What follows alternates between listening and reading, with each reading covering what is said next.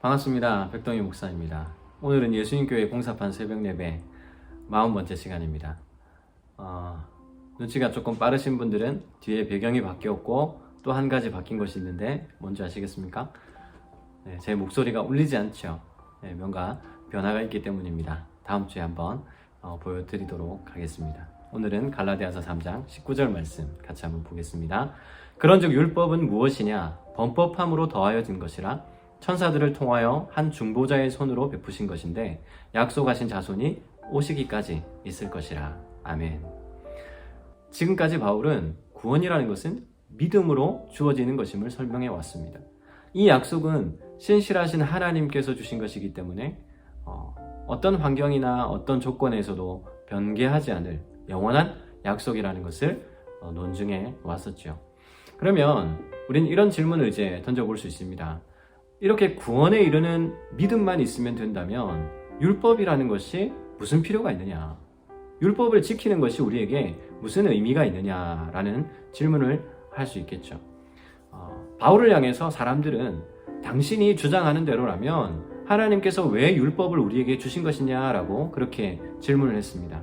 이 질문에 대한 답이 바로 19절부터 이어지고 있는 것이죠. 그런즉 율법이 무엇이냐? 그래, 너희들이 궁금해하는 거 내가 알려줄게. 그거 하나님께서 인간이 범죄함으로 주신 것이야 라고 그렇게 설명을 하고 있습니다. 여기 이 범법함으로에 해당하는 헬라어 단어는 파라바세온이라는 단어인데 곁길로 가다라는 의미를 가지고 있습니다. 이 본문에서는 하나님께서 정하신 어떤 규범을 넘어서서 일탈하는 행위를 가리키는 단어로 사용되고 있습니다. 바울이 여기에서 범법함으로 더하여진 것이라고 그렇게 이야기를 하고 있는데 더하여졌다. 그 말은 원래 없었던 것인데 추가적으로 주어졌다라는 의미죠. 하나님께서 정하신 어떤 규범을 넘어서서 일탈한 인간들에게 추가적으로 더해졌다, 주어졌다라는 것입니다. 다시 말하면 율법이라는 것은 추가적으로 더해진 것이지 본질적인 것은 아니다라는 의미가 내포되어 있는 것이죠. 본질적인 것은 아닐 뿐 아니라 한시적이고 제한적이라는 것을 이야기하고 있습니다. 19절 후반부에 보면 이렇게 이야기하죠. 이것은 약속하신 자손이 오시기까지만 있는 것이기 때문이죠. 율법이 아무런 이유 없이 주어진 것은 아닙니다. 계속 범죄하는 인간으로 하여금 그 죄를 깨닫도록 하기 위해서 주어진 것이죠. 그래서 바울은 로마서 3장 20절에서 이렇게 이야기를 하고 있습니다. 그러므로 율법의 행위로 그의 앞에 의롭다 하심을 얻을 육체가 없나니 율법으로는 죄를 깨달음이니라. 율법을 통해서 죄가 무엇인지 깨닫게 된다는 것이죠. 이것 또한 너무 중요한 기능 가운데 하나입니다. 우리로 하여금 죄를 깨닫게 하는 것이죠. 죄가 무엇인지 깨닫게 함으로 말미암아 구원에 있어서 우리 자신의 얼마나 무능력한 존재인지를 알게 하기 때문입니다. 다시 말해서 우리가 얼마나 하나님의 은혜가 필요한 존재인지를 깨닫게 된다는 이야기죠. 죄가 무엇인지 깨닫는 그 순간 우리의 마음은 아픔이 가득하게 되어 있습니다. 그러나 그것조차도 은혜라는 것이죠. 우리가 죄를 지으면서도 그것을 죄인 줄 모르고 마지막 심판날에 하나님 앞에 섰을 때 그것이 죄인 줄 그때 깨달았다면 그 얼마나 허무하고 황당한 일이 되겠습니까? 그러나 하나님께서 우리에게 오히려 이 율법을 주심으로 말미암아 죄의 문제가 얼마나 심각한 것인지를 깨닫도록 하신 것입니다. 그러니 율법을 주신 것 또한 하나님의 은혜라는 것이죠. 저는 이 바울의 논증을 읽어 내려갈 때마다 이런 생각이 듭니다.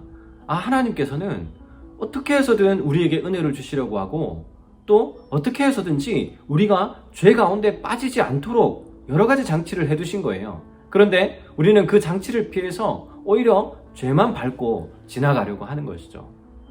율법이 우리를 올가매는 것처럼 보이지만 사실은 오히려 죄의 문제를 깨닫도록 우리에게 주신 것입니다. 사랑하는 성도 여러분, 하나님께서는 우리에게 좋은 것을 주시려고 하는 분이지 우리가 어떤 어려움과 고난 속에서 아파하는 것, 또 율법을 지키지 못해서 그것으로 올가매어서 힘들게 하려고 그렇게 하시는 분이 아니라는 것이죠. 신에 대해서 조롱하는 사람들이 우리가 고난당하는 것을 보고 힘들어하는 것을 보고 하나님은 그저 팔짱 끼고 지켜보는 분이 아니냐라고 그렇게 비아냥거렸습니다. 그것은 하나님에 대해 정말 모르는 무식한 소리죠. 이미 우리의 아픔을 너무도 잘 아시기에 하나밖에 없는 아들을 이 땅에서 십자가의 형벌을 대신 받도록 해주신 것입니다.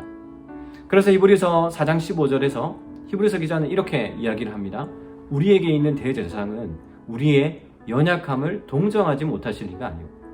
주님 우리의 아픔을 너무도 잘 알고 계신다는 것입니다. 사랑하는 성도 여러분, 주님은 우리의 아픔을 잘 알고 계시고 또 좋은 것을 주시려고 예비하고 계신 분입니다. 때로 주님께 드렸던 기도가 응답되지 않는다면 그것은 여전히 우리가 준비되지 못했기 때문일 수도 있습니다. 그러니 오히려 주님은 가장 좋은 시기 또 더 좋은 환경을 예비해 두시고 기다리시는 것이죠. 늘 똑같은 문제로 힘든 시간들을 보내고 있다면 그것은 하나님께서 우리를 연단시키고자 하는 하나님의 메시지일 수 있습니다. 어떤 상황과 환경 가운데서도 우리가 단 한 가지 확신하며 꼭 붙잡을 수 있는 것이 있다면 그것은 바로 하나님은 우리에게 가장 좋은 것을 주시기 원하시는 분이고 우리가 죄 가운데에 빠지기를 가장 싫어하시고 아파하시는 분이라는 사실이죠. 고난과 아픔을 넘어섰을 때 정말 놀라운 일들을 펼쳐 보여주실 그 주님을 기대하시는 저와 여러분이 되시기를 주님의 이름으로 축복합니다. 기도하겠습니다. 하나님 아버지, 우리에게 율법을 주신 것도 우리에게 죄를 깨닫게 하기 위한 하나님의 은혜였음을 알게 되었습니다. 우리에게 가장 좋은 것을 주시기 원하시는 분이기에 우리가 아프고 힘들고 고난당할 때에 우리의 아픔을 누구보다도 잘 알고 계시는 주님께서 예비하신 좋은 계획들과 또 놀라운 일들이 있을 줄 믿습니다. 지금 우리가 당하는 아픔과 여러 가지 문제 앞에 절망하지 않게 하여 주시고 그 문제의 너머에서 하나님께서 계획하신 여러 가지 놀라운 일들을 기대하고 소망함으로 오늘 다시 한번 일어서서 걸어갈 수 있는 저희들 되기를 간절히 소원합니다. 주님이 우리와 함께 동행하여 줄 줄 믿사옵고 이 모든 말씀 예수님의 이름으로 기도드리옵나이다. 아멘.